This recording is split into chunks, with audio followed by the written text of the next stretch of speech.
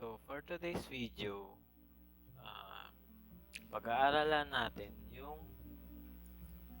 yung layouts sa Xamarin Forms. So para malaman natin kung anong dapat gamitin sa iba't ibang layouts. So ngayon, open Visual Studio, then create new project, then mobile. So ito lagi tayo kasi deployable na siya sa Android, iOS, also sa Windows. So create, layouts, Xamarin layouts. So iwasan natin maglagay ng spacing sa project name and also sa solution name. So create, then dito tayo sa blank kasi magpa-practice tayo ng layouts.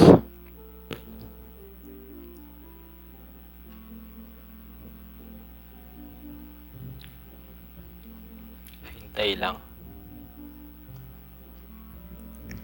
So ayan, kung nalilito pa kayo dito sa bakit may Android.iOS, panoorin nyo na lang yung tutorial number 1, yung creating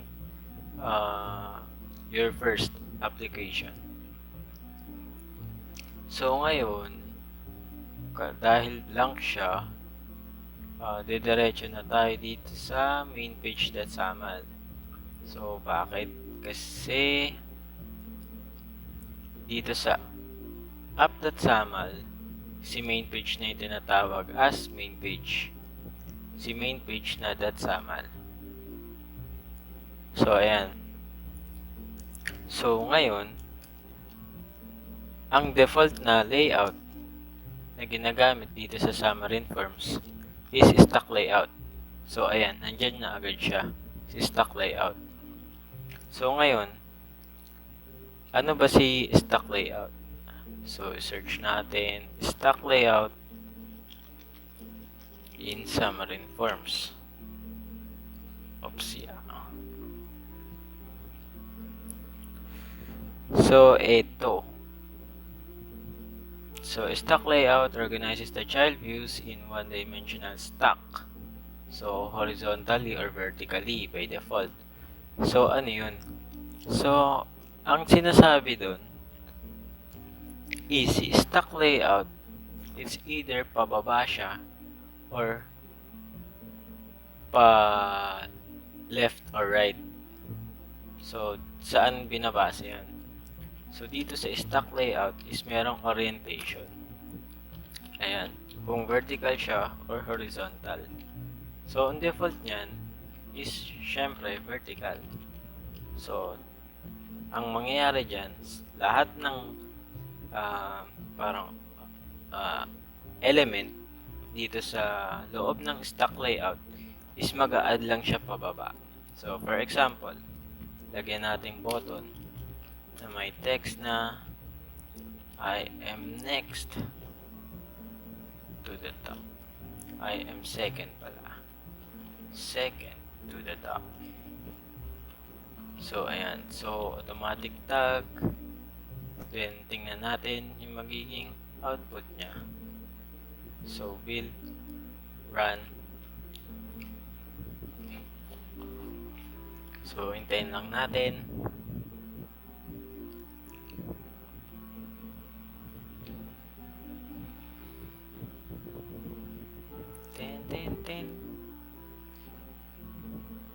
So pag first run talaga is kumakain siya ng matagal na oras dahil naka-debugging tayo.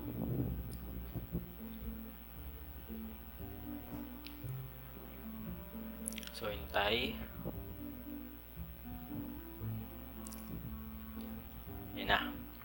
So makikita nyo dito deploying to my phone na. So, install.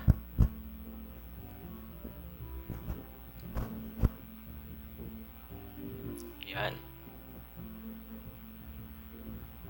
So, kung nakikita nyo, di ba, ito yung Xamarin Forms. Welcome to Xamarin Forms. Which is ito. Ito siya. Itong label na to. Tapos, nasa dulo na agad yung I am second to the top. Bakit? Kasi, itong horizontal options is naka-center. So, kung aalisin natin yan, ay hindi, vertical na lang pala. So, vertical options is naka-center. So, kung aalisin natin itong vertical options, magkatabi na sila, magkasunod na. Diba? Pero, i-center din natin ng horizontal. So, ayan. So, ganyan lang magiging labas ni stock layout. So, lagyan natin ng color. Then, meron tayong box view. Then, background color, red. Box view, background color, green. Then, meron tayong vertical options, horizontal options, fill, and expand.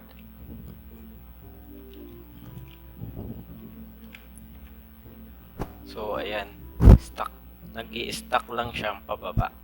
Kasi nga, ang default natin is vertical. So, ganun, kayo na bahala sa magiging height niya. So, automatic naman na siya na pantay-pantay yan. So, unless lagyan natin ng height request na 300 to. So, ganyan ang mangyayari. So, meron din namang ang madalas kong gamitin is grid pala, grid. So, merong ginagamit din na grid. So, ayan. Ayan. So, meron tayong grid. Then, etong grid, hindi siya tulad ng stock layout na dire-diretso lang. So, dito, mag-a-add ka ng grid dot, row definitions, at column definitions. So, para mas maayos yung display. So, though, pwede namang rekta, pero pangit kasi. So, ayan. Row definitions. Then, column definitions. Uy, nangyari. Column definitions. Then, column definition. So, ito. So, for example, mamaya na pala to. So, ngayon, tatry natin ang box view. So, meron ulit box view. Then, maglalagay tayo ng grid.row 0. Kasi ang start niyan ng row count, actually index is 0. Hindi siya 1. Basta index. Automatic na yun. So, yan.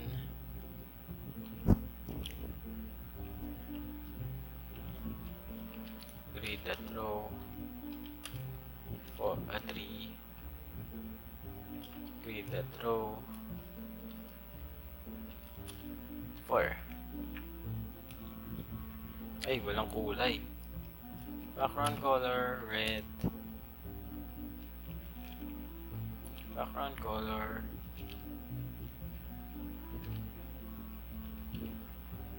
So, blue. Yellow. Orange. Then, pink. pink, pink. So, ayan. Yaan si grid. So, paano ngayon yung columns? Kasi nga grid siya. So, for example, ito, pareho natin. Then, 1, 1. Then, ito is 2. So, ngayon, ang laman yan is ganyan. So, tatlo lang kasi natatabunan sila.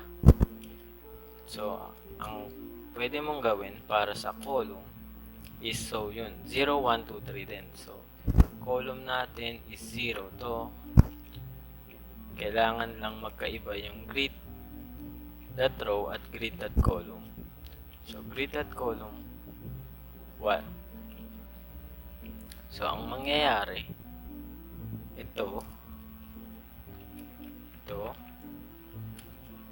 ito ay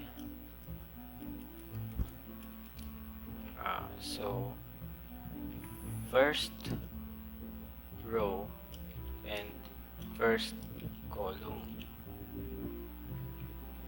Then so first row and second column. So ganyan mangyayari dyan. So ngayon, ito naman sa baba naman. So mas okay gamitin tong si grid kasi mas ano mo na sa buong size ng screen is sakto yung mga display sa iba-ibang ano na yun, iba-ibang platform devices. Yun ba yan? So ayan, so second row siya, and first column, second column, then second row. So ayan, di ba? Ang ganda. So ngayon, etong dulo gagawin nating buo. Sasakupin niya yung dalawang column na na-declare natin dito sa dalawa. So umpisa.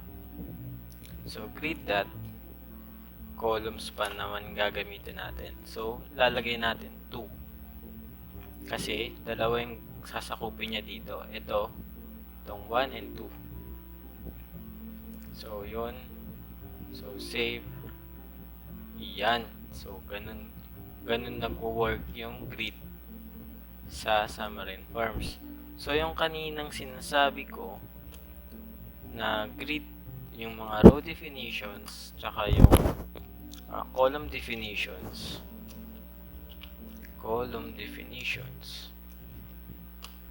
ito yung magseset ng para kontrolado nyo yung height and width ng mga rows and columns nyo. Kasi 'di ba, ang nangyayari pantay-pantay lahat. 'Di ba? Tsaka sakop niya yung buong screen.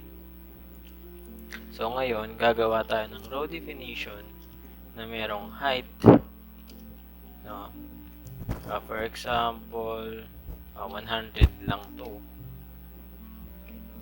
Then, ilan ba yung row natin? 0, 1, 2. So, 3.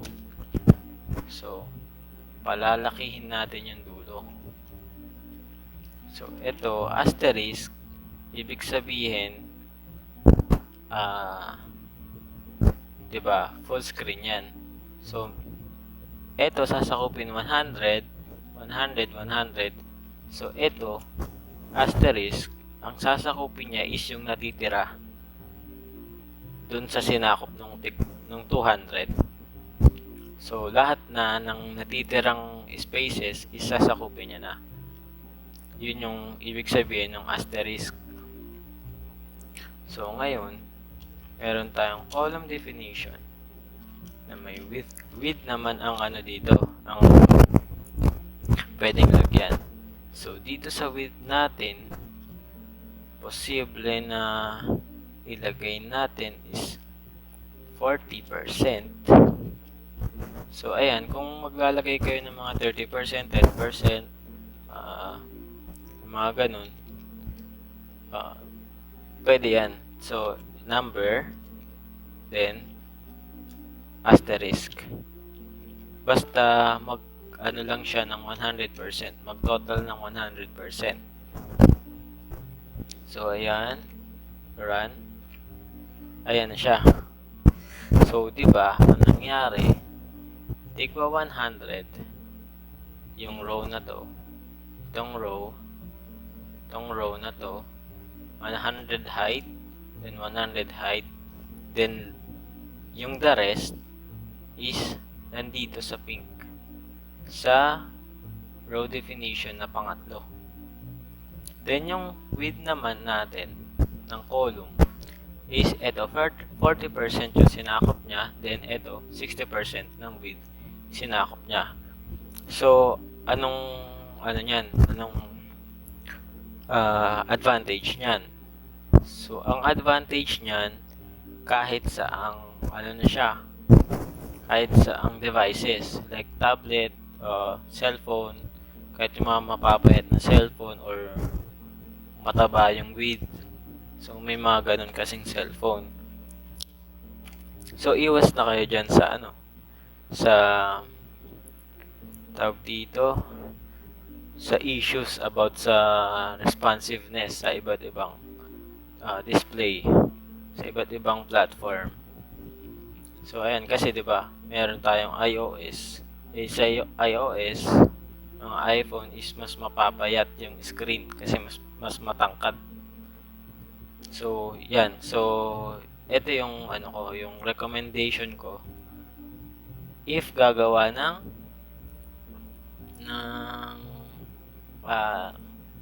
if gagawa kayo ng app nyo na sarili.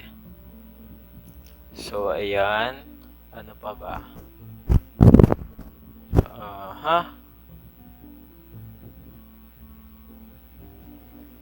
So, ayan. Tingin ko naman kaya nyo ng paglaruan yung grid and stock layout.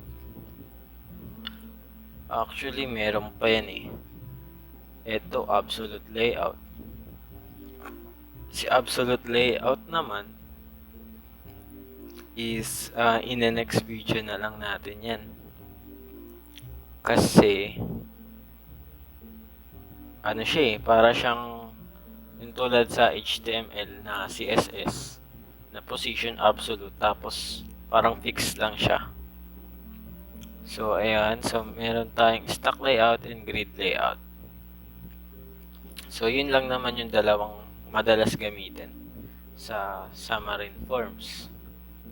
So, ayan. Then, ayun. So, next video tayo.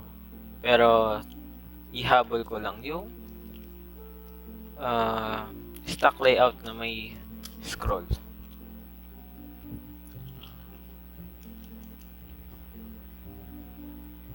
Wag na pala. Sige, next video na lang pala. So, ayun guys. Welcome to my channel, and if nakaabot kayo dito sa dulo, salamat. Then, don't forget to subscribe. Just comment if may if may request kayo or suggestions or tanong or comments, kahit ano. Feel free to comment. So, ayun, salamat. Kita-kits sa next tutorial.